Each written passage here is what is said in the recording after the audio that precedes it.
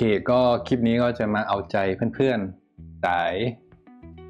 แรมน้อยนะครับก็คือมีเพื่อนแอบบ่นว่าเฮ้ยทำตามแล้วเจนเป็นชั่วโมงอยากทำเป็นแอนิเมะได้บ้างทำได้ไหมมาเดี๋ยววันนี้ผมจะพาลุยทำกันครับว่าจะทำได้ไหมโอเคสวัสดีครับก็เดี๋ยววันนี้จะมาอัปเดตวิธีการลงสำหรับคนแรมน้อยนะฮะเพื่อใช้หวานลองดูกันว่าเราจะ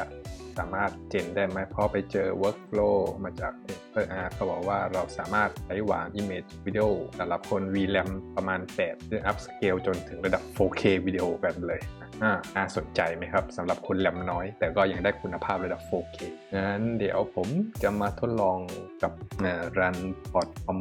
Community Cloud นะครับแล้วก็ลงมาด้านล่างเลยเอาตัวแบบตัวแรมต่ำๆไอตัวแรมเครื่อง14ไม่น่าจะรอดนะฮะผมขอเอาแรมน้อยที่สุด31กิกนะผมจะทดลองกับตัวนี้ดูนะฮะว่าจะรอดไหม VRAM การ์ดจอ10กิกแล้วก็แรมเครื่อง3ซึ่งไอตรงนี้ผมจะเลือกเทมเพลต CUDA เวอร์ชันเก่า3010 CUDA 11.8 Python PyTorch 2.1 แก้เทมเพลตเหมือนเดิมเพิ่มเนื้อที่ตรงนี้เป็นประมาณสักวันนี้แค่ทดลองผมจะใช้แคปสัก80กิกแล้วก็ตรงนี้ผมจะใส่เป็น0ก็คือผมหลังจากทำงานเสร็จผมจะไม่เก็บข้อมูลใดๆผมจะลบทิ้งแล้วตรงนี้ใส่พอร์ตของ Comfy UI 8188ตั้งเครื่องกดตรง Deploy ด้านล่างสุดแล้วเราจะมาติดตั้ง Comfy UI บน Runpod กันนะครับ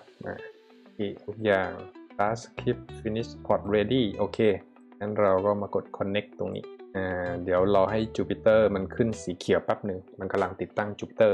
Jupyter ติดตั้งจะขึ้น Ready สีเขียวแล้วก็กดที่เขาแล้วก็เรารอสักครู่โอเคครับก็เจ้า Runpod อันนี้แรมมันน้อยผมไม่ใจเตอร์มันไม่ขึ้นนะฮะขาวๆ เนื่องด้วยช้าหรืออะไรก็ไม่แน่ใจเดี๋ยวจะมาลองผมจะกดเนี่ยเปิด Start แบบ Web Terminal ซึ่งอันนี้จะเป็น Command Line ล้วนๆไม่มีหน้า Interface ไม่ใช่แบบ Jupyter ตรงนั้นทุกคำสั่งเราต้องรู้โครงสร้างของ Runpod เขาใช้คำสั่ง ls log la ตอนนี้เราจะเห็น Directory ต่างๆเราอยู่ใน root เลยนะครับตอนนี้เราจะเข้ามาอยู่ในโฟลเดอร์ workspace ก่อนเหมือนเดิมก็พิมพ์ cd workspace ซึ่งจะเป็นโฟลเดอร์ว่างๆนะฮะงั้นเหมือนเดิมเราก็จะทำการ install Comfy UI ผ่าน Command Line ล้วนๆแล้วที่เหลือก็พิมพ์สร้าง virtual environment เหมือนเดิมก็พิมพ์ python b -m ben ก่อนก็รอมันสักครู่ให้มัน create ตัว environment ก็กด ls x เห็นไหมฮะตอนนี้มีโฟลเดอร์สีน้ำเงินคือโฟลเดอร์สีขาวๆคือชื่อไฟล์ครับเรียกใหม่ ls -la เพื่อให้ดู structure folder นี่คือ command line นะก็คืออันนี้จะเป็นไฟล์เดี่ยวๆนั่นคือโฟลเดอร์เพราะงั้นเราสามารถเข้าไปดูได้ข้างในก็ได้แต่เรารู้แล้วข้างในคือ bin แล้วก็ activate แล้วก็พิมพ์ source benv bin activate เพื่อเราจะไปช่วย environment งั้นเดี๋ยวเราจะมาสร้างไฟล์สคริปต์นี้กันนะครับก็กดเข้ามาใน directory คลิปเปิดไฟล์เนี่ยซึ่งเป็นไฟล์ที่เราจะ install Comfy UI แล้วเราก็จะทำการ copy โค้ดต่างๆผมเนี่ย copy raw ไฟล์ก็เอามา Ctrl V ในหน้า Command Line โดยตรงเลยนะครับก็จะทำการติดตั้ง Comfy UI ต่างๆให้เราอัตโนมัติอันนี้สำหรับเราไม่มี Jupyter นะครับเรื่องมาจาก something hello ผมพยายาม refresh หลายรอบแล้วหน้า Runpod เขาไม่ยอมเปิด Jupyter ให้เราไม่แน่ใจว่าอาจจะพอร์ตนี้ช้าหรือก็แล้วแต่ก็ไม่เป็นไรนี่ก็คือ Command Line เพื่อนๆจะได้เรียนรู้การใช้ Command Line บน Runpod ซึ่งตรงนี้มันอาจจะดูยุ่งยากหน่อยสำหรับคนใหม่ก็จริงๆก็ไม่ได้ยากอะไรมากนะเราแค่ copy แปะคำสั่งที่ผมเตรียมเอาไว้ให้อยู่แล้วก็คือกด copy นี้แล้วมาวางในหน้าสคริปต์จะรันได้เหมือนกันแล้วเขาจะติดตั้งทุกอย่าง ให้เราอัตโนมัติเราแค่นั่งดูมันไปเรื่อยพอมันขึ้นอย่างนี้แสดงว่าเสร็จเรียบร้อยแล้วพิมพ์คำว่า clear นิด s ลบ la ตอนนี้เราอยู่ในโฟลเดอร์ config ui แล้วเข้ามาให้อัตโนมัติเนาะก็จะพิมพ์คำสั่งpython main.py git stn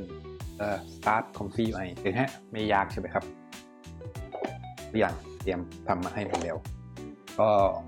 Python เวอร์ชัน 3.0 VRAM เรามี10กิกแรมเครื่อง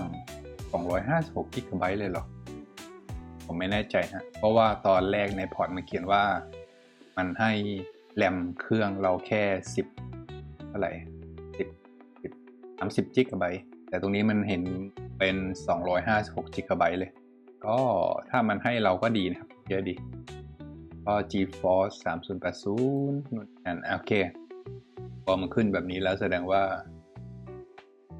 VUI น่าจะ work กดที่ connect เช็คสถานะตรงนี้มันจะขึ้นสีโอเค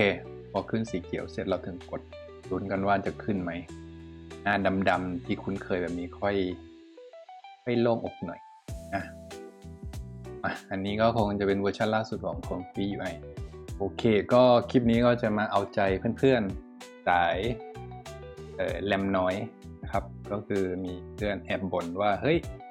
ทำตามแล้วเจนเป็นชั่วโมงอยากทำเป็นแอนิเมะได้บ้างทำได้ไหมมาเดี๋ยววันนี้ผมจะพาลุยทำกันครับว่าจะทำได้ไหมก็ผมจะทิ้งลิงก์นี้ของ Tensor เพื่อนๆมาดาวน์โหลด workflow จากที่นี่ครับมาลองกันดูผมก็ยังไม่ได้ลองเลยเนี่ยมาลองสดๆกับเพื่อนๆเลยโอเคนะก็พอเราดาวน์โหลดworkflow เสร็จประมาณเครื่องเราปุ๊บนี่ตอนนี้หวาน8 VRAM โอเคไอ้นี้ก็ไม่ต้องตกใจมันเป็นเตือนว่าเราไม่มี custom node ก็ปิดตรงนี้ไปนะครับซึ่งไอ้โหนดที่มันแดงๆคือเราต้องไป install custom manager custom node ก่อนก็ไป custom manager กดนี่ฮะ install missing custom ซึ่งมันจะโชว์ลิสต์ทั้งหมดที่เราต้องลงเรากดปุ่มเนี่ยปุ่มบนสุดซึ่งเขาให้ install จิ้มไปครับที่เหลือก็รอนั่งจิบน้ำชาไปสักพัก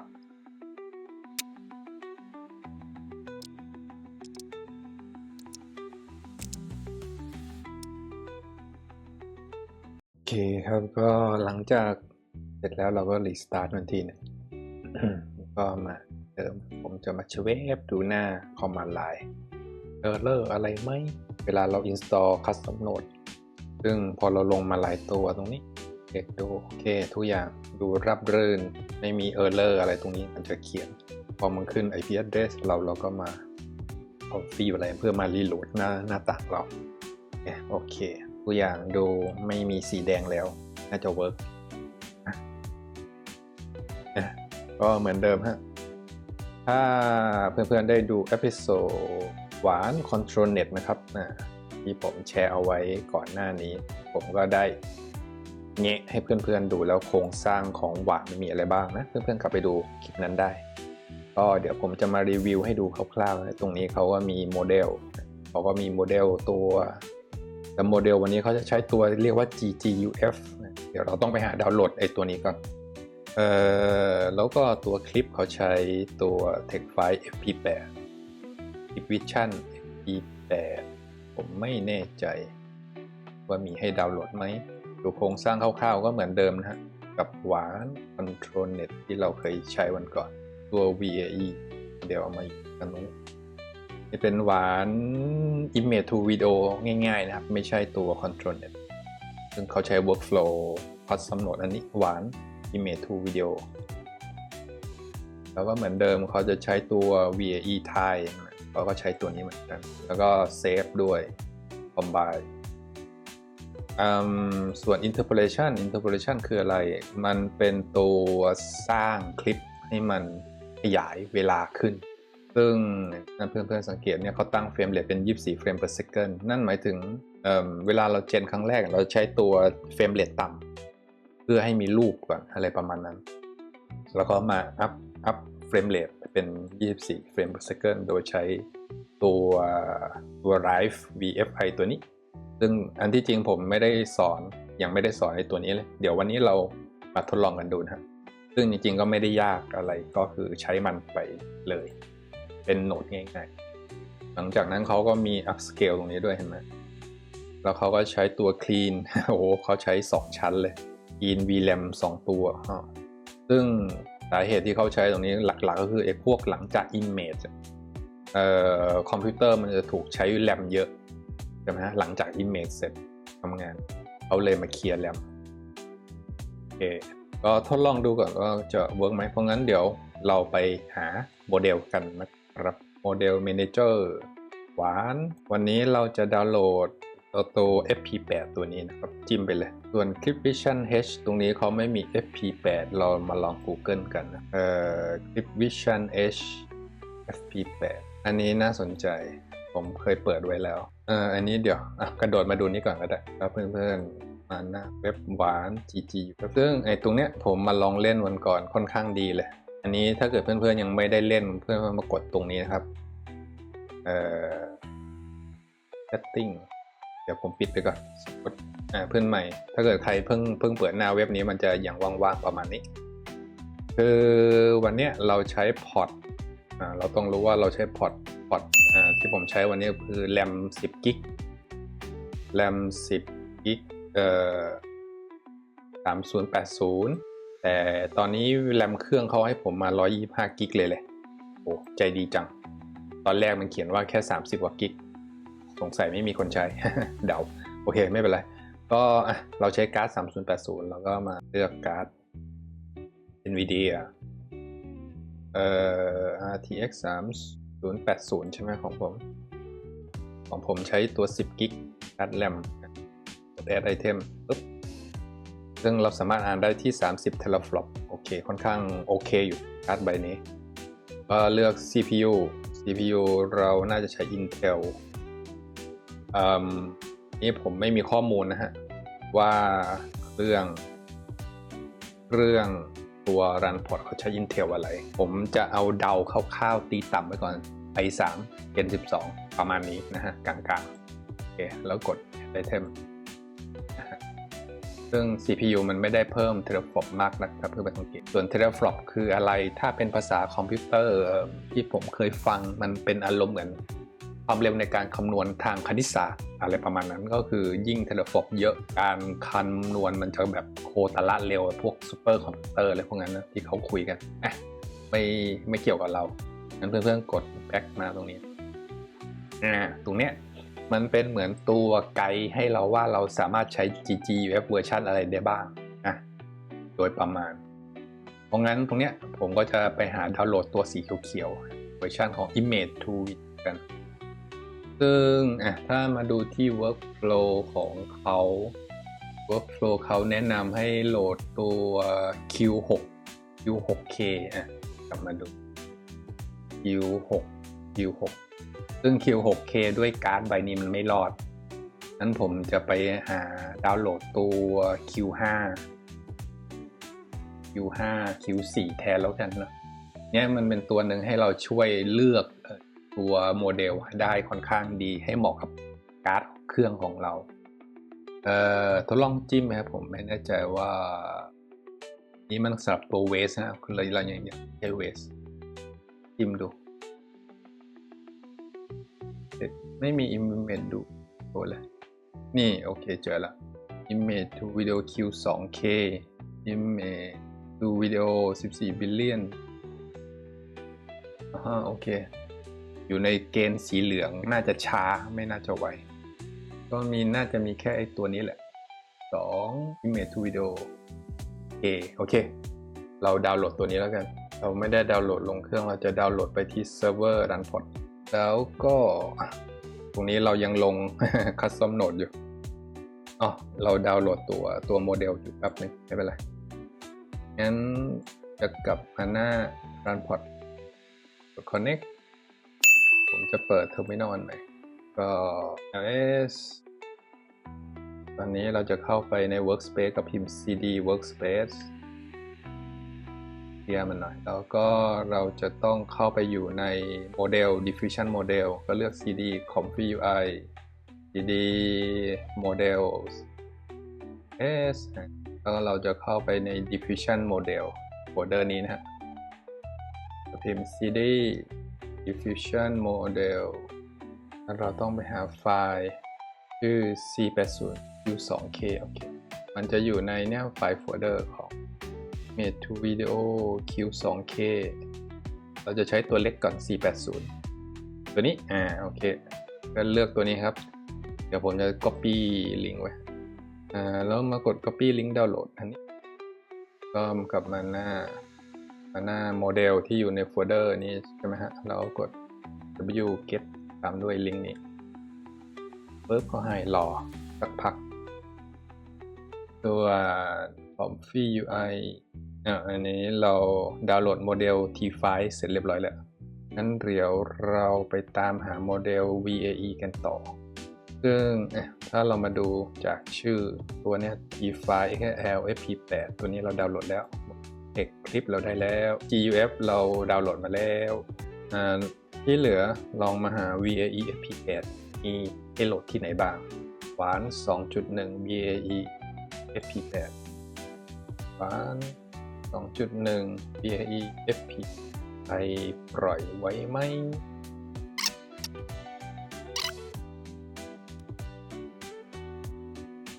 โอเคพอ diffusion model แล้วเราก็พิมพ์ cd จุดๆเพื่อออกมานอก diffusion model แล้วตอนนี้เราอยู่ในโฟลเดอร์ model ls-a เดี๋ยวเราจะดาวน์โหลดตัวคลิป vision นะฮะเราจะต้องเข้าไปในโฟลเดอร์นี้ที่ clip vision จะดาวน์โหลดคลิป vision ผมทิ้งลิงก์นี้ไว้ให้เหมือนเดิมนะก็พิมพ์ wget ดาวน์โหลดคลิป vision โอเคนี่มันขึ้น visualization อันนี้คือไม่ได้นะครับมันขึ้นมันดาวน์โหลดแค่ 66k ใช่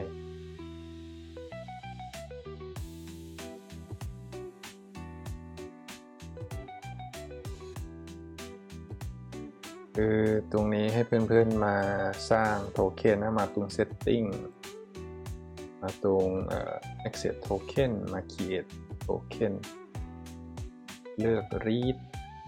token เป็น run pod ชื่ออะไรก็ได้ token เสร็จเรียบร้อย copy นี่เป็นวิธีการดาวน์โหลดโดยต้องใช้โทเค็นครับเพื่อนๆมาในมาที่หน้าบ้านผมนะครับ Learn to Config UI แล้วก็มาอันที่4เนี่ยที่ผมเคยสอนวิธีการดาวน์โหลดต่างๆเอาไว้แล้วมาล่างสุดอันนี้ copy อันนี้มาใน Notepad คือเราจะใช้คำสั่งนี้เอาตัวไฟล์ set teaser มาแทนในไฟล์ขีดนะฮะก็ไปตรง access token ที่เราสร้างไว้เมื่อกี้เอามาวางแทนตรงนี้ hf ตรงนี้นั่นปึ๊บโอเคแล้วเรา copy นี้ทั้งหมด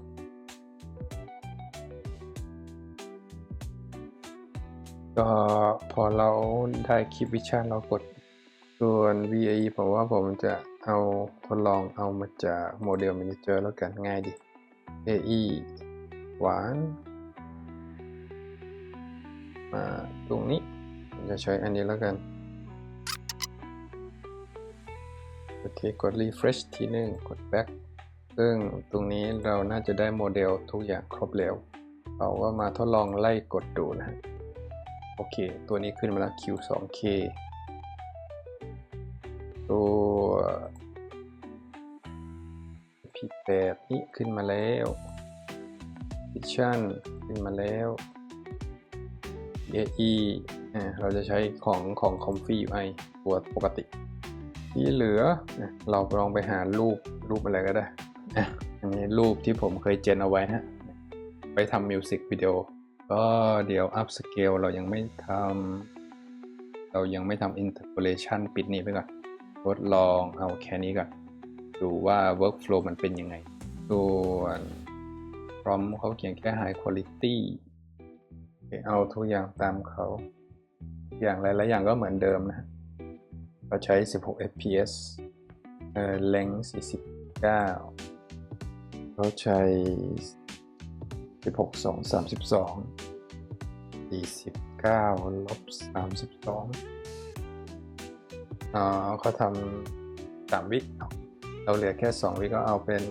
33ก็พอทดลองแล้วเขารีไซส์ขนาดไฟล์ให้เป็น1024ดาวสเกลโอเคเพราะรูปเรา1200ฮะเขาจะดาวสเกลแค่1024ที่เหลือทดลองดูครับไม่น่าจะมีอะไรละเขาน่าจะพรีวิวหลังจากรีไซส์มากกว่าผมเปลี่ยนมาต่อนี้แทนเพราะว่า ไม่มีประโยชน์อะไรถ้าจะไปพรีวิวภาพต้นฉบับมันลุ้นกันว่าจะได้ก็อย่างที่บอกนี้การ์ดจอ10 GB ตัวที่ใช้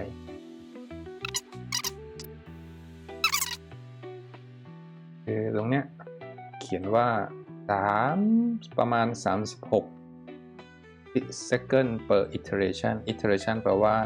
1รอบของการเจนหรือจำนวนสเต็ปว่าง่ายๆนะสมมติเราเจนที่20สเต็ปเราจะใช้เวลาประมาณตีกลมๆเป็น40 วิ40คูณ20เราใช้เวลาประมาณ800 วินาทีประมาณ60เพราะงั้นรูปเนี่ยตอนนี้เราเจน2 วินาทีคลิปเราจะใช้เวลาประมาณ13 นาทีนะฮะเพราะงั้นก็น่าจะตอบคำถามเพื่อนๆว่าเพราะงั้นน่าจะเป็นตอบคำถามเพื่อนๆว่าทำไมเจนเป็นชั่วโมง อยู่ที่ว่าเราเจนกี่วินาทีนะครับตอบคำถามนี้หนึ่งก็คืออย่างที่เห็นก็คือสมมติเราเจนวิดีโอแค่2 วินาทีใช้เวลา13 นาทีถ้าเราเจนสัก5 วินาทีใช่ไหมครับคนนี้2 วิถ้าหาร2ตกประมาณ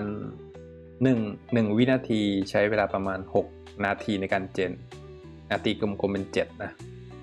เพราะงั้นสมมติเราทำเป็น5 วินาทีวิดีโอคูณ7งั้นเราจะใช้เวลาประมาณครึ่งชั่วโมง ในการเจนวิดีโอ5 วินาทีก็นี่แหละครับมันเป็นเรื่องประสิทธิภาพของการ์ดจอฟังง่ายๆก็คือถ้าเรามีการ์ดจอต่ำแรมต่ำน้อยเนี่ยก็จะเจนนานเป็นชั่วโมงอันนี้เราแค่ทดลองแค่2 วิเห็นไหมใช้เวลาเกือบ15 นาที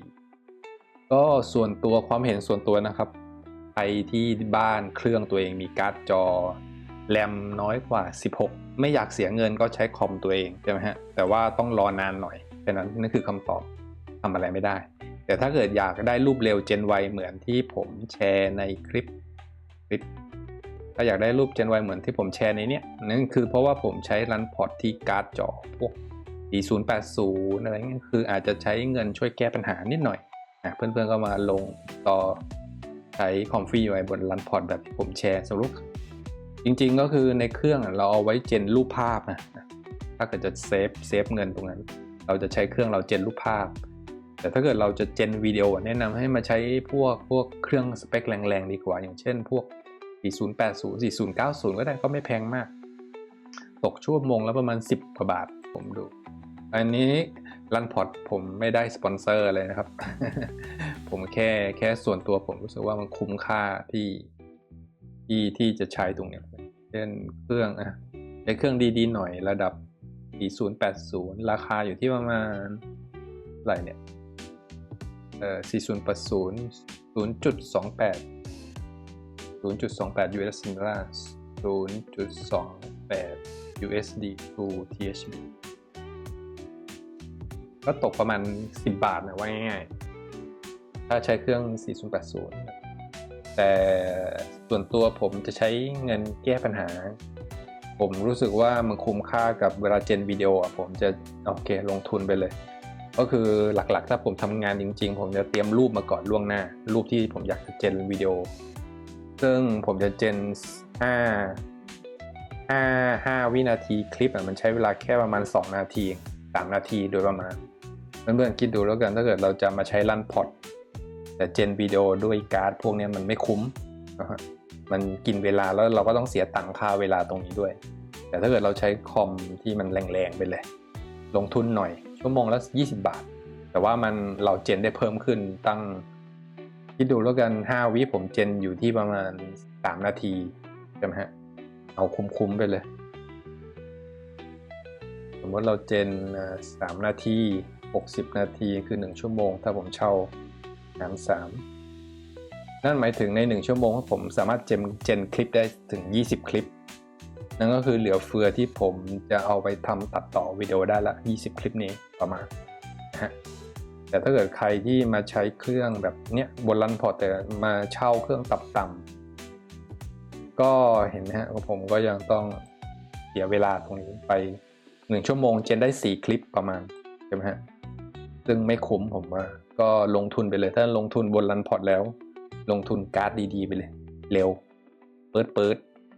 ประมาณนี้ฮะ3 นาที4 นาที5 นาทีก็ยังคุ้มถ้าเจนด้วยการ์ดแรงๆส่วนตัวนะครับส่วนถ้าเกิดใครรู้สึกว่ามันไม่คุ้มค่าหรือไม่ได้แบบจริงจังที่จะทำเป็นคลิปก็คือส่วนตัวผมเอามาทำเป็นคลิปเป็นมิวสิกวิดีโอด้วยอะไรด้วยผมเลยรู้สึกว่าขี้เกียจรอ ซึ่งเช่าคอมแต่ก่อนก็เช่าร้านเกมอยู่เป็นวันๆยังเช่าได้ส่วนตัวอันนี้มาเช่าเครื่องก็คือเรียกว่าคุ้มอะเอามาทำงานซึ่งเราถ้าเกิดใครสายตัดต่อไปทำงานต่อก็น่าจะคุ้มมากกว่าอันนี้คือความคิดเห็นส่วนตัวนะครับเพื่อนๆอันนี้ก็แล้วแต่ก็อันนี้ก็คือประเด็นเรื่องความช้านะก็คือใครมีการ์ดจอน้อยแรมน้อยก็ต้องแลกด้วยความช้า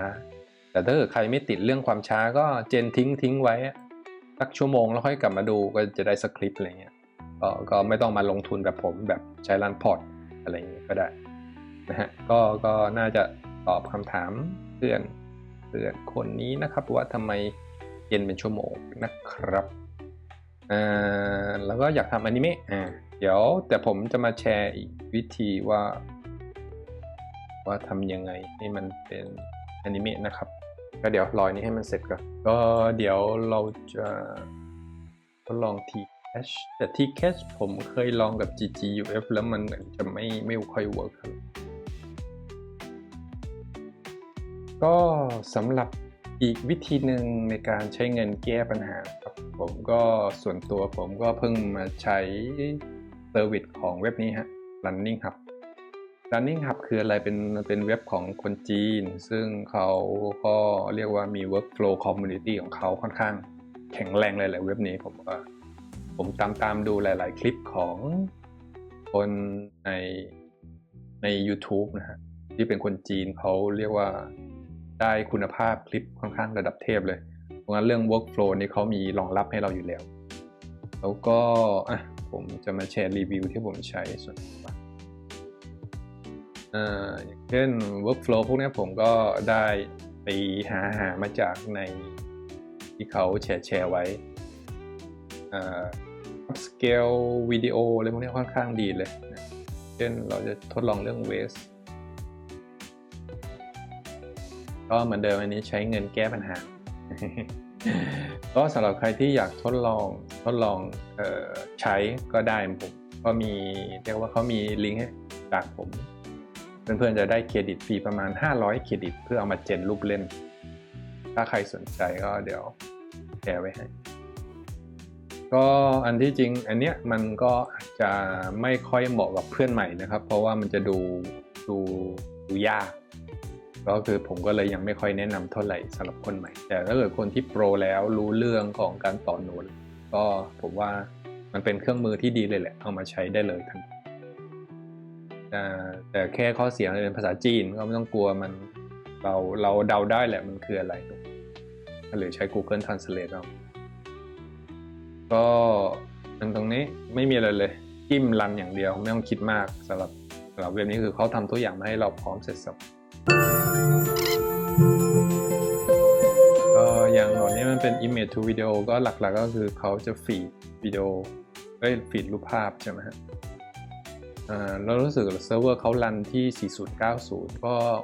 สร้างวิดีโอค่อนข้างเร็วพอตัวโอเคครับนี่แค่2วินาทีมันปาเข้าไปประมาณ800ในการเจน800วินาทีในการเจน840 60ใช้เวลาประมาณ14นาทีนะฮะในการเจนวิดีโอแค่2วินาทีเพราะงั้นเดี๋ยวผมจะมาทดลองต่อใช้Tcache นะฮะที่ผมเคยไปแชร์ไว้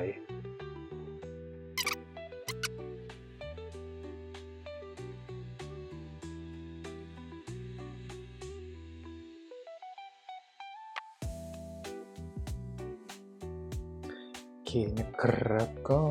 หลักๆในการจะทำให้มันเก็ตเร็วขึ้นสำหรับคนที่การ์ดจอต่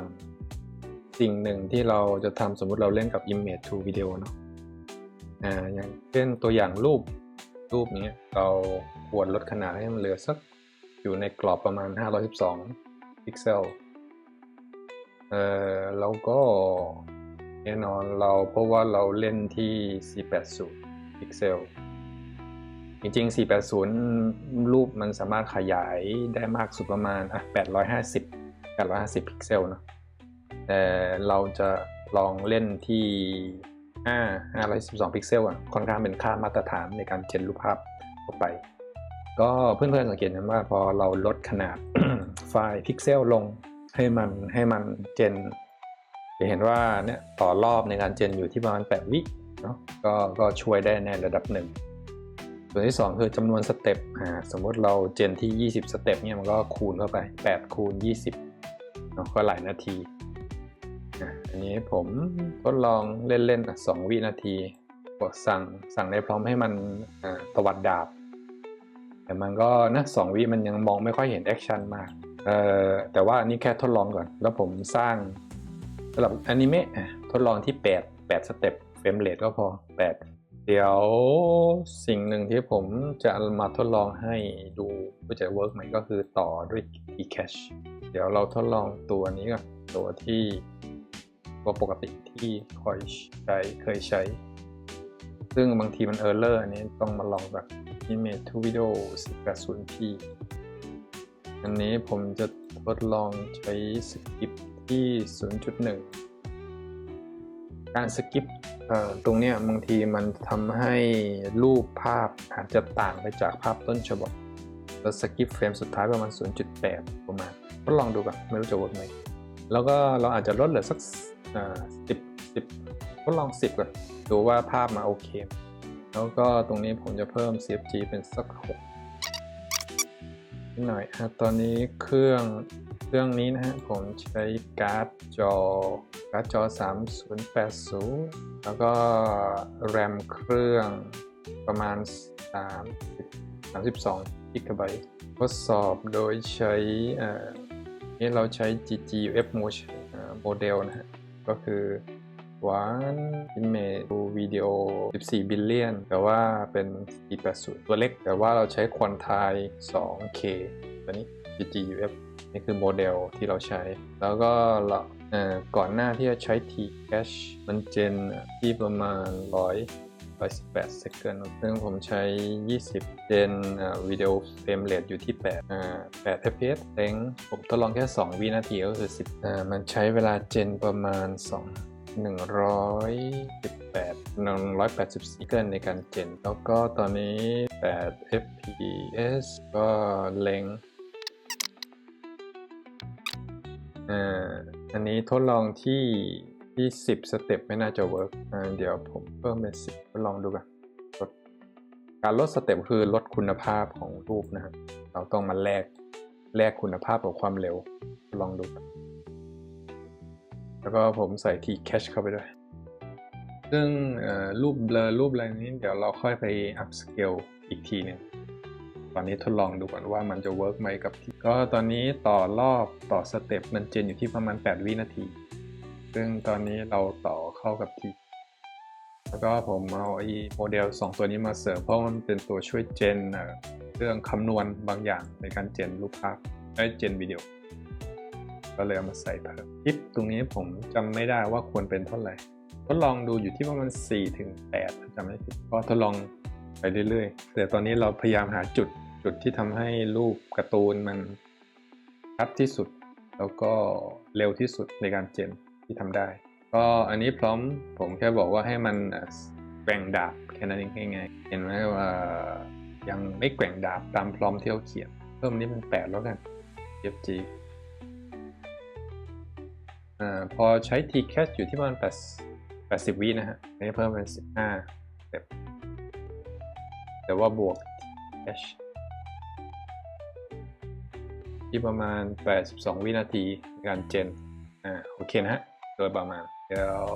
ทดลองเพิ่มเป็น3 8 3 24 5เป็น3วินาทีนะฮะเฟรมเรท8เหมือนเดิมใช้3วินาทีทดลองดูแล้วเราก็เพิ่ง15สเต็ปเดี๋ยวอีกอันหนึ่งที่ผมจะทดลองตัวอัลฟาช่วยได้ไหมเทอร์โบตัวนี้ช่วยลดสเต็ปได้ด้วยลอร่าตัวนี้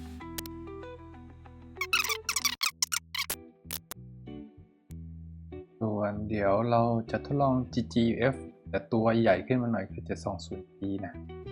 ก็จะแรมที่เราเซตไว้นะครับ10 GB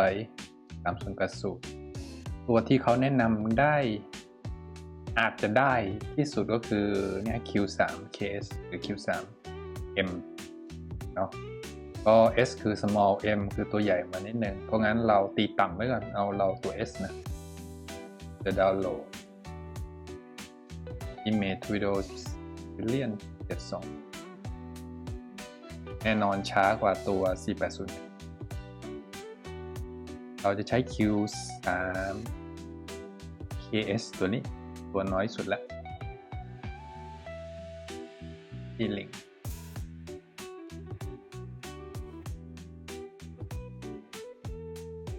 GD LS เพื่อดูโมเดล GD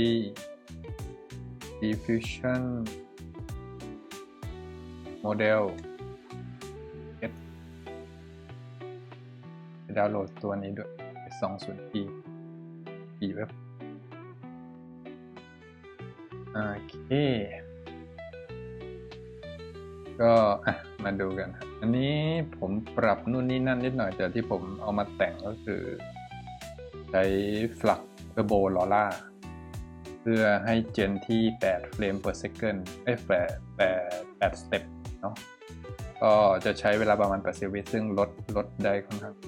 แต่อันนี้ไม่มี Tcache คือเหมือนมันตีกันกับ Tcache ไอ้เจ้า Flux Turbo LoRa ตัวนี้ก็เลยเอาออกก็ซึ่งอันนี้เราใช้วิดีโอ3 วิก็คือปรับเป็น25นี้ก็คือ3 วินะฮะ3 วิวิดีโอเอา15สเต็ปเปลี่ยนเป็น8สเต็ปซึ่งจริงๆมันก็มันอาจจะ drop quality ภาพเราไปเยอะเลยหรือไม่ก็อาจจะเพิ่มมาหน่อยเป็น10ก็หลักๆนะฮะในการเพิ่ม speed ความเร็วคือ1เราเล่นกับขนาด resolution ของ latent space เอาที่ประมาณ512เป็นค่ามาตรฐานโดยทั่วไปภาพจะไม่ใหญ่แล้วก็เรามีตัวช่วยใช้LoRa เดี๋ยวผมจะทดลอง Tcache ของ AJ Node ดูว่าจะเวิร์กไหม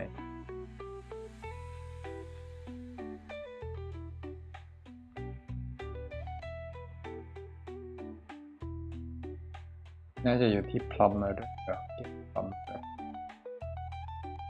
Mysterious ลืมไปนิดนึงสลับสายอนิเมะNegative Prompt รู้สึกว่ามันจะสำหรับ Realistic ไป Translate แป๊บNegative Prompt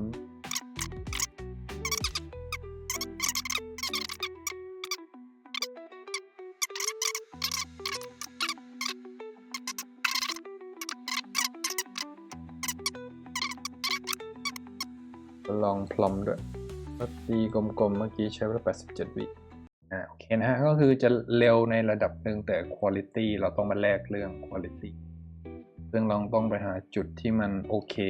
quality แต่ความเร็วก็ยังโอเคเพราะงั้นแน่นอนคุณภาพอาจจะแลกมาด้วยกับความเร็วแค่นั้นเพราะงั้นเราต้องหาวิธีที่ทำให้คุณภาพดีที่สุดแล้วก็เร็วที่สุดเนาะสำหรับการ์ดจอน้อยๆก็เดี๋ยวต้องทดลองต่อกับที่แคชหน่อยหนึ่งว่าจะโอเคไหมทดลองนี้ให้ดูว่าพร้อมเราโอเคไหมก่อน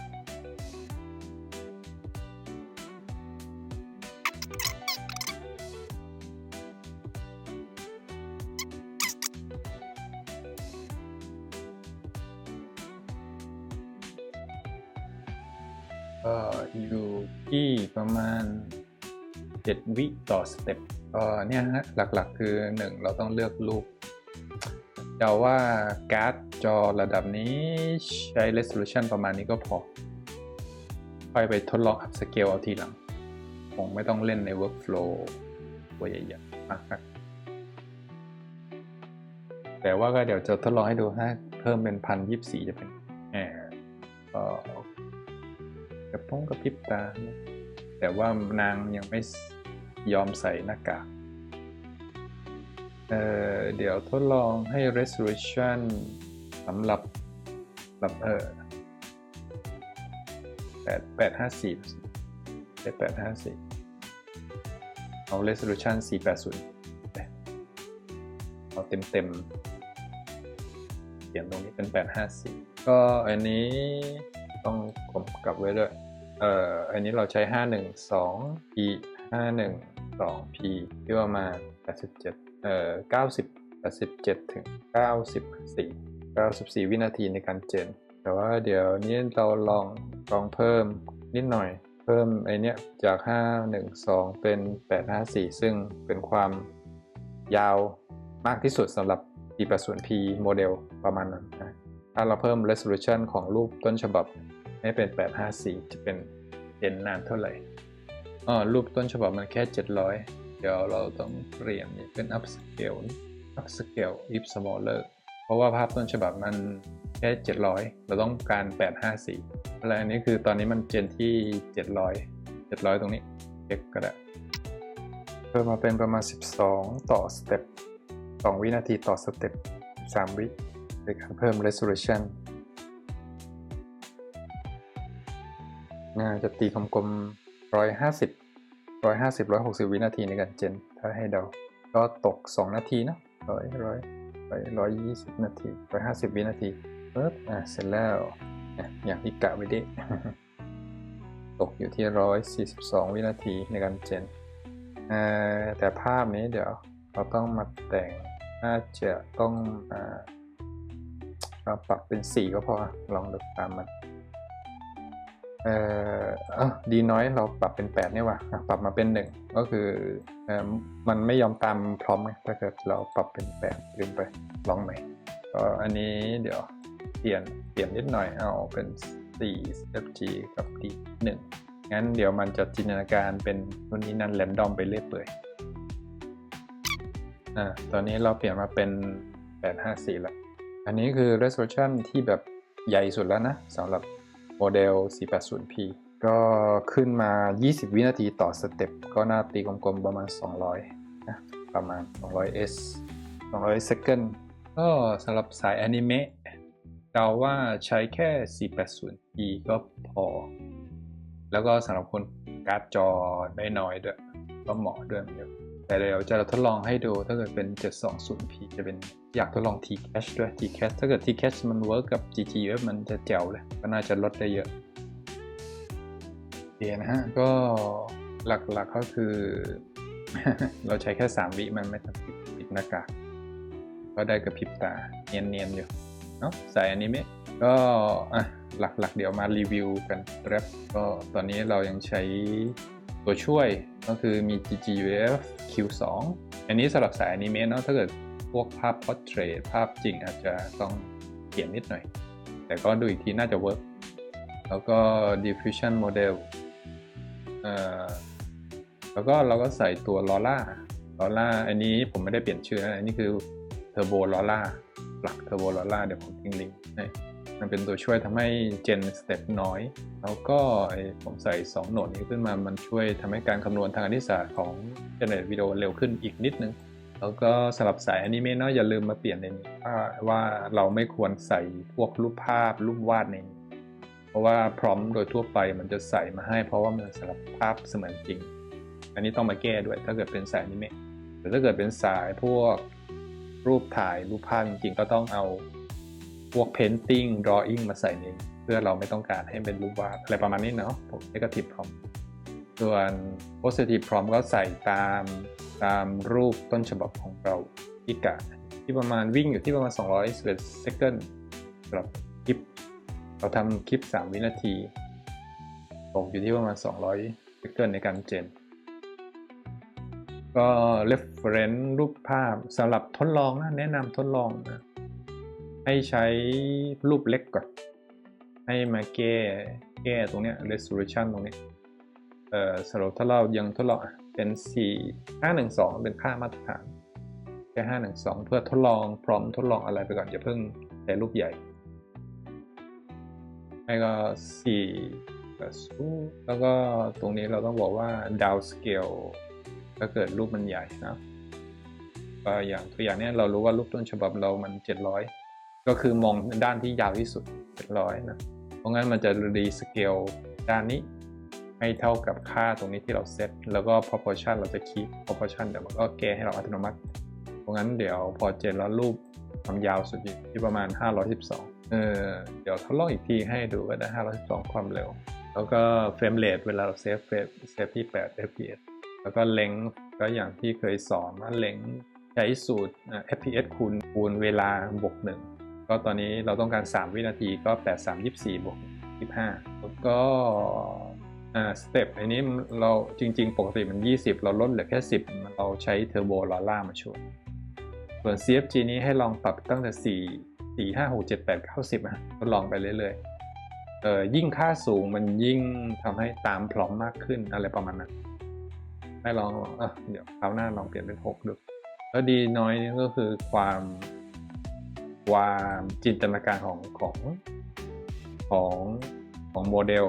AI เขาถ้าเกิดเราปรับเป็น1ก็คือส่วนใหญ่มันจะตามพร้อมที่เราเขียนไว้ตรงนี้แต่ว่าถ้าเกิดเราปรับให้เหลือ0.101นั่นคือ 100% ถ้าเกิดเป็น 0.8 นั่นก็คือ 80% อะไรก็ลองไปปรับเล่นดูถ้าเราเบื่อไม่อยากให้ได้ตามพร้อมอยากให้มันจินตนาการอะไรมาให้เราแบบ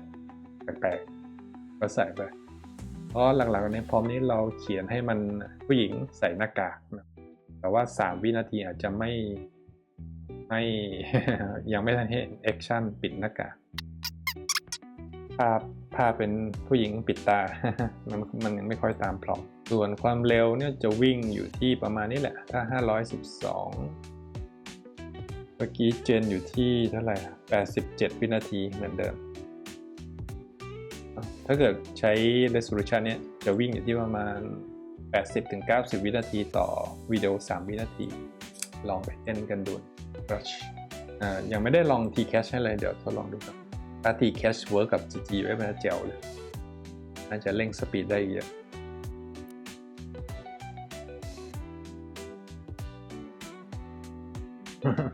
ก็น่ารักเป็นแบบเป็นกับตาปุ๊บโอเคโอเคเดี๋ยวลองผมจะใส่ Tcache นะครับเพราะว่า Tcache ผมมี2เวอร์ชันของ Tcache กับเวอร์ชันของ KJNoteแต่ผมจะทดลองแคชของปกติซึ่งเราจะเซตหวานทดลองจะเวิร์กไหมเพราะที่เคยทดลองรู้สึกมันจะมีปัญหากับเซนเซอร์อะไรตัวอย่าง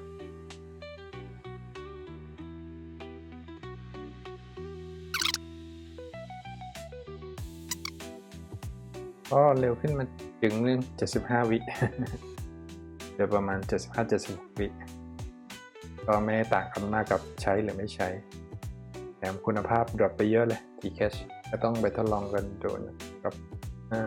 ซึ่งบางที Tcache มันจะโชว์ error อะไรสักอย่างเลยถ้าเกิดเปิดใช้เราก็แค่ปิดมันไป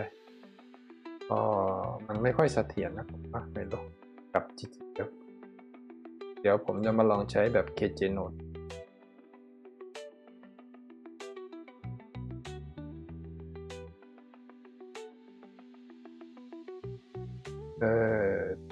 Cache เดี๋ยวต้องไปดูหน้าเว็บ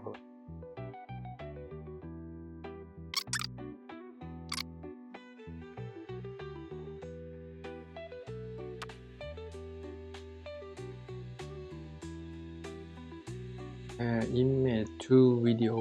สำหรับ 480p ขอแนะนำไซส์ 832 480 ก็ค่านี้เป็น 2.6 โอเคเหมือนเดิมก็เราจะเซตประมาณนั้นตามเขา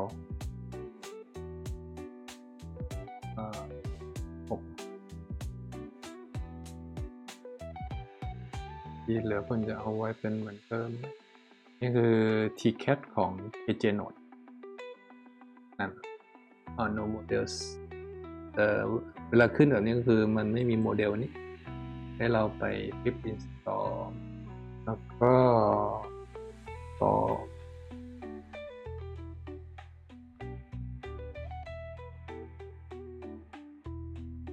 ก็เพียงคำสั่ง pip install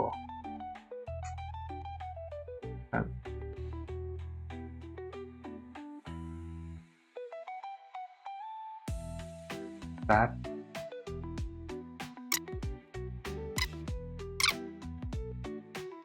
เนี่ยเรามี warning นำ PRA not reliable ไปถอย does not support ไปถอย does not support unreliable temper file กำลังแพทช์อะไรสักอย่างด้วยอะไร S13 เดี๋ยว work อยู่ก็ใช้เวลาครั้งแรกมัน103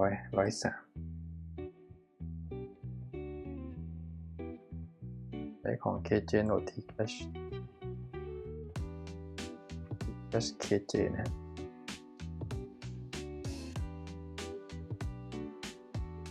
มันเพิ่มมาเป็น103แต่ว่าเจนครั้งแรกบางทีมันชอบคิดอะไรอยู่เราต้องเจนซ้ำอีกสักรอบลองดู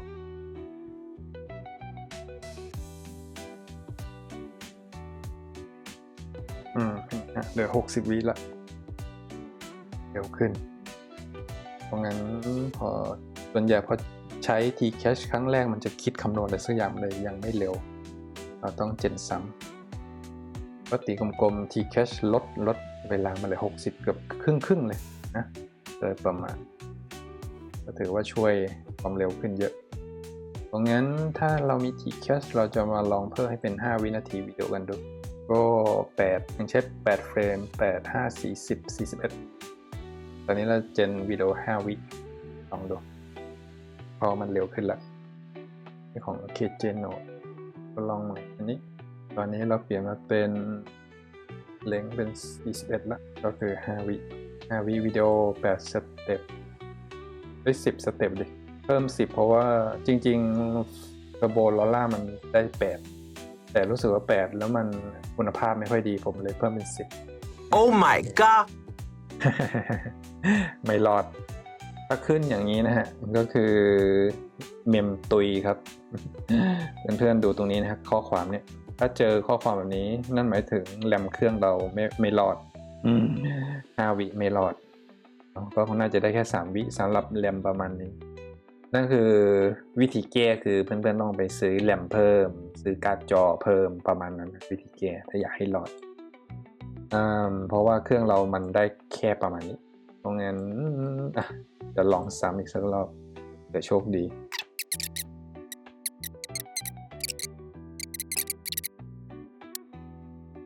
Oh my god โอเคก็เป็นที่รู้กันว่าคือไม่แน่เครื่องของเพื่อนๆมีแรมเยอะกว่าอาจจะรอดก็ได้ไปทดลองกันดูเกิด5 วิได้ก็ใช้5 วิแต่ถ้า5 วิไม่ได้ก็ลดตรงนี้ให้เหลือสัก3 วิก็คือใช้เฟรมเรท8เหมือนเดิม8 3 24 25คือเจนที่5 วินี่เราได้อยู่จากดันพอร์ตอันนี้นะฮะแต่ให้เพื่อนๆไปทดลองเพิ่มกันดูถ้าใครได้มากกว่านี้ไม่ก็อาจจะทดลอง4 วิดูเดี๋ยวคราวหน้ารอบหน้า 843233ก็รอบน่าจะเป็นทดลอง4วิแต่ว่าเราใช้ T cache แล้วเคลียร์ cache ไม่น่าจะดีมั้งถ้าเกิดมันช้าลงแสดงว่ามันไม่ได้ใช้ cache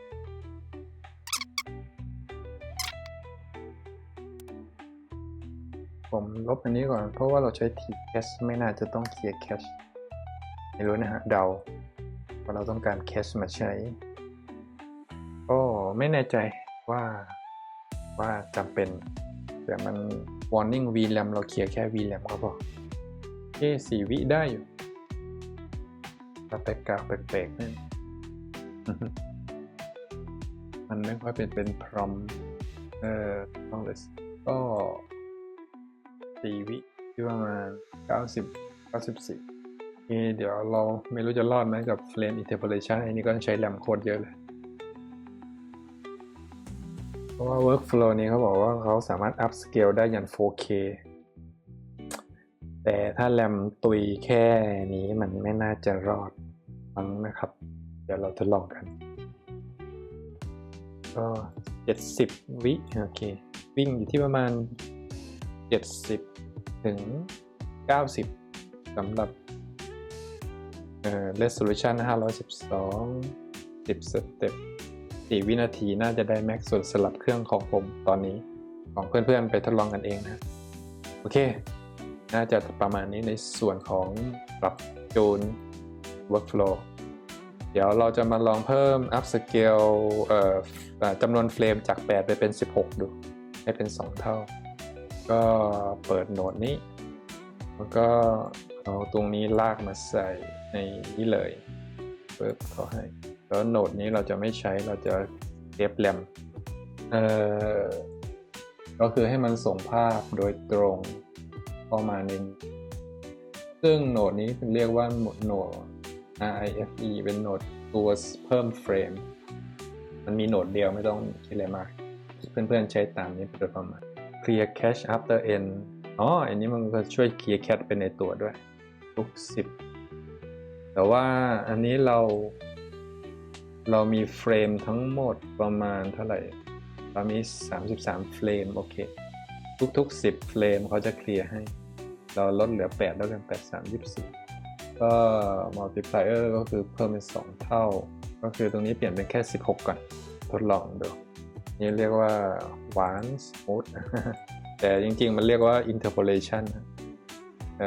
โหนดนี้ interpolation คือการเพิ่มจำนวนเฟรมเป็นให้วิดีโอมันดูสมูทขึ้นนี่คือ8เฟรมอาจจะดูกระตุกอะไรเงี้ยนะทดลองดู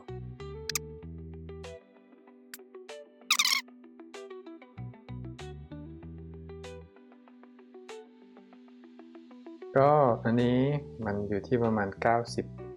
90โอเค frame interpolation เป็น16 yes ใช้เวลาประมาณ94เฟรมนะก็ถือว่าเร็วแล้วก็ยังเวิร์กอยู่นะเพื่อนๆเห็นแล้วโอเคเรามาทดลองสเต็ปต่อไปคือเจ้า upscale นี้อาจจะลุ้นครับไม่แน่ใจซึ่งอันนี้เราใช้โมเดล upscale อันนี้ซึ่งผมต้องไปหา full hardly ที่โมเดล manager ลอง search upscale นี่มันมีอยู่แล้วนี่ install ตัวนี้เลยก็อันนี้เรื่องการ upscale โมเดลนะฮะก็ถ้าเกิดใครใช้ anime ก็ทดลองโหลดตัวที่เป็น anime อะไรเงี้ยต้องลองเล่นดูส่วนใครใช้ที่เป็น portrait อะไรเงี้ยอาจจะใช้พวก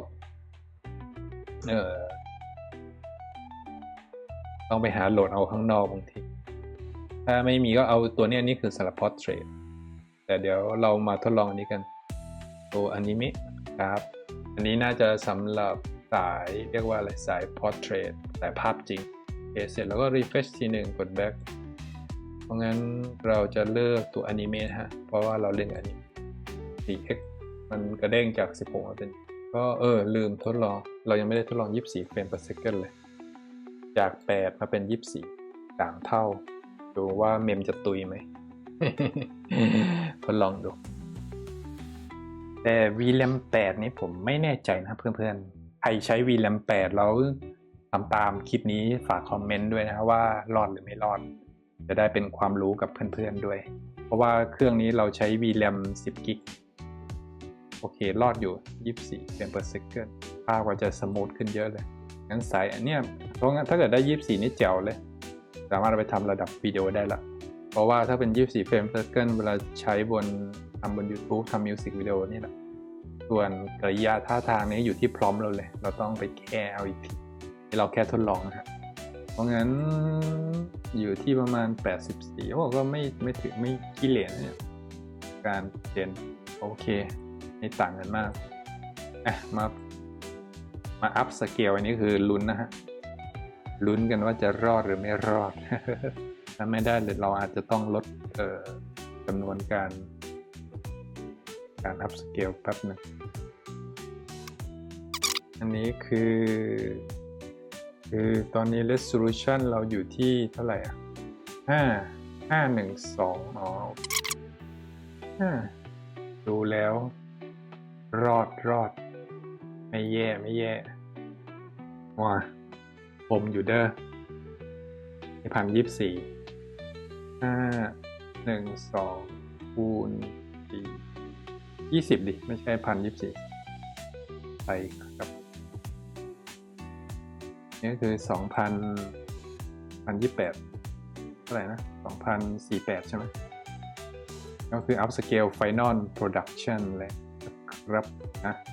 ใช้เวลาประมาณ125 วิก็คือไม่ขี้เหร่นะเนี่ยความเร็วก็ up scale จาก setting ต่างๆ up scale CX ที่2048พิกเซลอยู่ที่ประมาณ125 S ในการเจนโอเคเยี่ยมนะฮะก็ได้อยู่การ์ดจอน้อยๆก็ทำงานได้อยู่นะฮะแล้วก็เร็วด้วยไม่เรียกว่าอะไรไม่รอเป็นชั่วโมงอย่างที่เพื่อนบ่นนะฮะก็คือเพื่อนเผลอไปตามกับผมไม่ได้ใช้ GGUF ไงผมใช้ตัวเต็มพวกนั้นหลักๆคือโมเดลเลยฮะเพื่อนๆต้องมาใช้โมเดล GGUF ส่วนถ้าอยากให้ quality เพิ่มขึ้นอาจจะเพิ่มขนาดควอนไทม์จาก2ไปเป็น4เป็นอะไรก็ลองดูแต่ว่า2ก็สำหรับอนิเมะก็คือไม่แย่เลยนะครับเนี่ยผมว่าก็โอเคเลยแหละภาพคมชัด quality นี้จะ Oh my god ตุยครับตามที่มันเตือนไม่รอดเนาะก็คือแรมไม่พอซึ่งทางแก้ง่ายๆครับในการแก้เรื่องแรมไม่พอไปซื้อคอมใหม่ ส่วนการ์ดจอถ้าเพื่อนจะซื้อก็นี่เลยครับ5090 แรม32 กิกก็ประมาณ100,000 กว่าบาทครับไม่ผลนักแข้งไม่ล่วงเลยใช่ไหมฮะประมาณนี้โอเคนั่นคือวิธีแก้แบบใช้เงินแก้ปัญหาเลยนะครับการทำยังไงไม่ให้แรมตุยในการเจนรูปหรือลองมาส่องการ์ดตัวอื่นก็คือในการถ้าเกิดใครจะคิดว่ามีเงินถุงมีเงินถังคิดว่าจะลงทุนก็แนะนำให้ดูที่แรมการ์ดจอที่แรมสัก20ไปเลยหลัก8ไม่แนะนำเลย16แล้วแต่บัดเจ็ตแต่ก็ยังไม่แนะนำกับราคาแบบนี้แนวนี้มันตระกูล50งั้นเลยมันค่อนข้างแพงมันได้ไหมเนี่ยอันนี้บานาน่าไม่ได้สปอนเซอร์ผมนะครับผมแค่แรนดอมเปิดเจอแค่เขามีตัวอย่างให้ดู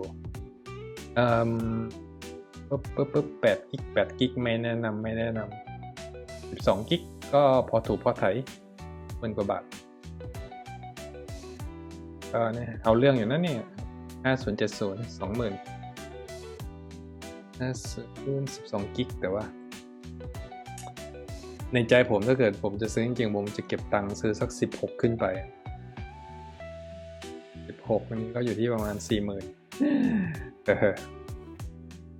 เนาะก็ใครมีงบครับก็ไปจัดกันเองเลยนะครับนั่นคือวิธีแก้หรือถ้าใคร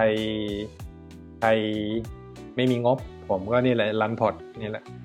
ผมก็คือไป deploy รันพอร์ตใช่ไหมมีคอมเพียบเลยให้ผมเลือกใช้ในราคา20 กว่าบาท เนี่ยขนาดการ์ดเห็นไหมเพื่อนการ์ด5090ถ้าไปดูเว็บ Banana เมื่อกี้ใช่ไหมตัวละ100,000เท่าไหร่ดูแป๊บหนึ่งเมื่อกี้ที่ดูก็นี่ฮะการ์ดจอ5090 แรม32 กิกไงเห็นไหมฮะราคาเริ่มต้นอยู่ที่ 140,000 บาทซื้อมอเตอร์ไซค์ได้สักเครื่องเลยการ์ดจอใบเดียวบ้าบอเนาะก็คือนั่นเป็นเหตุผลทำไมผมมาใช้นี้เวลาเจนวิดีโอนะผมจะใช้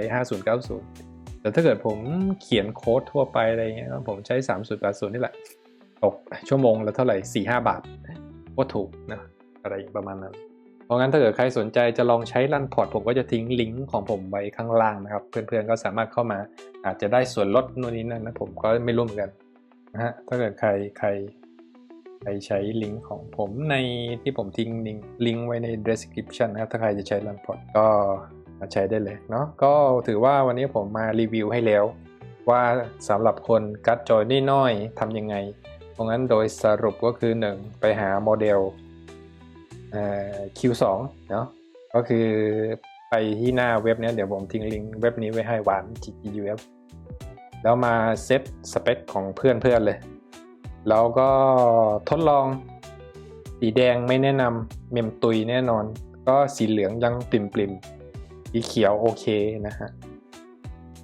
ส่วนที่เหลือก็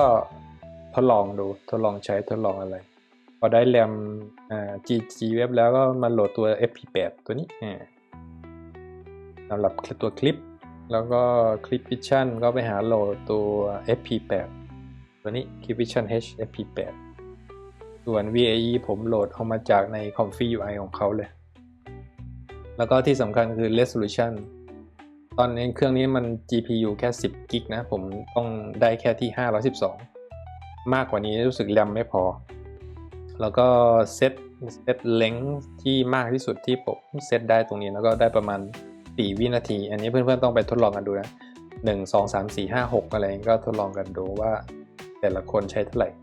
ก็แนะนำเลย8 เฟรม per second สำหรับเริ่มต้นทุกคนเลยใช้การ์ดจอน้อยเนาะแล้วเพราะงั้นโดยสรุปเนี่ยฮะพอใส่ T-Cache มันก็จะวิ่งในการเจนอะไรเงี้ยเราเจนกันที่3 วินาที4 วินาทีคลิปเนี่ยก็เจนกันได้ที่60 กว่าวินาทีเลยก็คือจากเป็นชั่วโมงที่เพื่อนๆบ่นหน้าในคอมเมนต์ YouTube ใช่ไหมว่าเฮ้ยทำไมทำตามผมแล้วเจนเป็นชั่วโมงอ๋อไอ้นั้นผมใช้ตัวเต็มใช้ตัวใหญ่แล้วก็ผมใช้การ์ดจอ การ์ดจอ5090ครับก็มันก็เลยเจนแป๊บเดียวเนาะด้วย5090แต่มันจะได้มาด้วยคุณภาพเนี่ยสำคัญคือผมเน้นเอาคุณภาพเป็นหลักเลยตรงนี้ใช้การ์ดใบนี้ในการแก้ปัญหาเนาะแต่สำหรับใครที่ทำเล่นๆทำขำๆก็แนะนำใช้ตัวนี่แหละ workflow ที่เราเซตกันตรงนี้แล้วที่เหลือก็ Tcache ก็เดี๋ยวผมจะทิ้ง workflow นี้ไว้ให้เพื่อนๆเหมือนเดิมนะไว้ใน Learn to Comfy ไว้ของผมเพื่อนๆไปหาดาวน์โหลดตรงนี้ได้เลยเอาไปทดลองกันแล้วไปปรับแต่งเอาซึ่ง Tcache ส่วนตัวผมไม่ค่อยรู้นะว่าอะไรคือดีที่สุดผมก็นี่คือก๊อปมาจากชาวบ้านเขาอีกทีนึงประมาณนั้นนะแล้วก็ส่วนโหนดนี้คือโหนด upscale ของวิดีโอประมาณนั้นแล้วที่เหลือก็ไปหาโมเดล upscale ของเพื่อนๆที่ใครใช้รูปพับถ่ายก็ไปเอาหาดาวน์โหลดตัวที่เป็นปกติอันนี้อนิเมะผมทำให้เพื่อนคนหนึ่งที่เขาถามว่าทำยังไงก็จะทำอนิเมะมันก็ทำประมาณนี้นะครับโอเคก็หลังจากที่เราทำงานเสร็จแล้วบนรันพอร์ตนะฮะก็สำหรับใครที่ยังไม่เคยใช้รันพอร์ตก็จะดูว่าส่วนตัวคือผมจะไม่เก็บข้อมูลใดๆนะเวลาผมใช้เสร็จผมจะ terminate แต่ว่าก่อน terminate ก็คือมันจะลบข้อมูลทุกอย่างทิ้งเพราะงั้นข้อมูลทุกอย่างที่มันอยู่ในที่เราเจนวันนี้สมมติ GD workspace Comfy UI output จะอยู่ใน output นี่คือไฟล์ทั้งหมดที่เราเจนกันวันนี้แล้วก็ถ้าเกิดใครอยากจะดาวน์โหลดทุกนี้เก็บไว้ในเครื่องเราก่อนที่เราจะ terminate นะก็ ผมเคยสอนเอาไว้ละอยู่ในหน้าบ้านผมให้เพื่อนๆมาที่ Learn to Comfy UI ไปที่บทที่4เรื่องดาวน์โหลดบทนี้ผมได้สอนโดยการใช้โดยใช้ runport ctl เป็น command line นะก็สมมุติใครอยากจะใช้ก็คือต้องมา install command line นี้ก่อนส่วนวิธี install ผมได้สอนไว้แล้วในคลิปนี้นะฮะคลิปนี้เพื่อนๆลองไปดูได้วิธี install ต่างๆแต่วันนี้เดี๋ยวผมจะมาแชร์ให้ดูว่าเดี๋ยวผมจะลองเซฟงานที่ผมทำวันนี้จะใช้คำสั่งนี้ไว้เลยก็คือผมจะลง install โดยใช้คำสั่งนี้สำหรับ Linux ถ้า Windows หรือ Mac ให้ไปดูในคลิปนะครับว่าใช้อะไรอันนี้ตัวอย่างให้ดูคร่าวๆอันนี้ผมต้องรันสคริปต์นี้ก่อนเพื่อ install ตัว runport ctl command line เป็น command ให้มัน install เสร็จแล้วก็ในเครื่องคอมของเพื่อนๆก็คือเราต้องลงตัว runport ctl ด้วยซึ่งสคริปต์ก็คืออันนี้ถ้าเกิดใครใช้ Windows ก็ใช้คำสั่งนี้ประมาณนั้นเนาะให้ copy คำสั่งนี้ไว้ในเครื่องของเพื่อนๆด้วยแล้วก็ใช้คำสั่งนี้บน runport นี่เพราะว่านี่เป็นของ Linux เพราะงั้นเราต้องลง install runport ctl ทั้งสองทางลงเสร็จ copy คำสั่งนี้ copy มาปุ๊บก็ให้มันคืออะไรมันคือคำสั่งในการ zip ไฟล์แล้วก็ทำให้เราดาวน์โหลดไฟล์ทั้งหมดในทุกอย่างที่อยู่ในโฟลเดอร์เนี่ยมันจะดาวน์โหลดลงมาในเครื่องเราอันนี้สำหรับคนใช้ runport นะครับลืมไปว่าผมอยู่ในโฟลเดอร์นี้ต้อง rm ต้องออกอยู่นอกโฟลเดอร์นี้ด้วยcd workspace แล้วกัน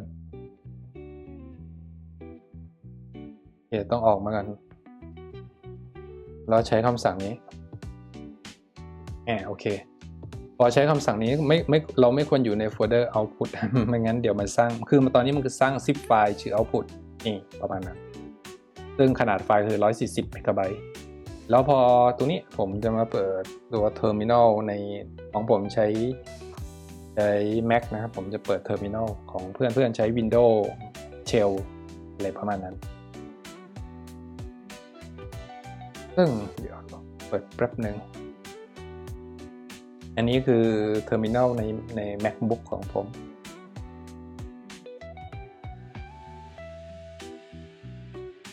ก็พิมพ์ที่ดาวน์โหลดก็เอาคำสั่งนี้ copy มาแล้วก็มาวางในเครื่องของเรานี่คือเครื่องของผมนะผมจะดาวน์โหลดลงมาในเครื่องของผมก็แค่ copy มาเนาะเดี๋ยวมันจะทำการดาวน์โหลดไฟล์ปุ๊บเขาให้เราเข้าไปเช็คนี่มาละไฟล์ folder output เพราะงั้นอันนี้ทุกอย่างที่เราทำงานวันนี้คือจะอยู่ใน output folder ทั้งนั้น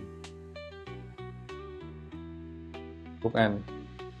ที่เราทำกันวันนี้ก็คือเราแบ็กอัพเอาไว้ละเสร็จเรียบร้อยก็คือเสร็จละ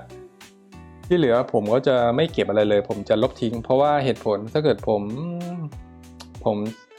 มีวอลลุ่มตรงนี้มันจะคิดค่าเก็บไฟล์เดือนหนึ่งตกประมาณ$7ซึ่งผมไม่อยากเสียตังค์ตรงนั้นนะต่อเดือนเพราะงั้นตรงนี้ผมจะกด terminate ปุ๊บนี่คือการลบทุกอย่างแล้วนะไม่มีอะไรเหลือแต่ประมาณนั้นแต่เดี๋ยวผมทำงานต่อยังเก็บนี้ไว้ก่อนโอเคนะครับเพราะงั้นก็หวังว่าเพื่อนๆได้ความรู้จากคลิปนี้แล้วก็ลองไปปรับใช้กันดูนะครับบ๊ายบาย Eureka!